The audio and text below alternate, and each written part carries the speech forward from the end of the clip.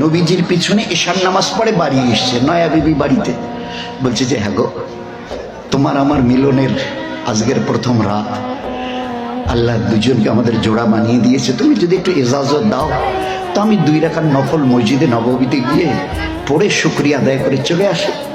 তো নতুন বিবি বলছে হ্যাঁ ঠিক আছে ঠিক আছে, যাও যাও যাও।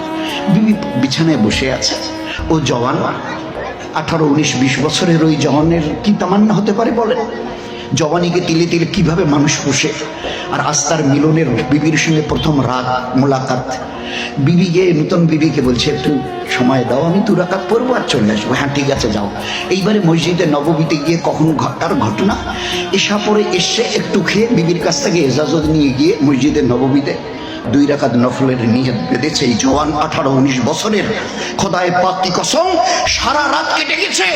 মুয়াজ্জিন এসে আজান দিচ্ছে আসসালাতু খায়রুম মিনান নাওম, রাত কোন দিকে কেটে গেছে জওয়ান একটাবারও টের পায়নি।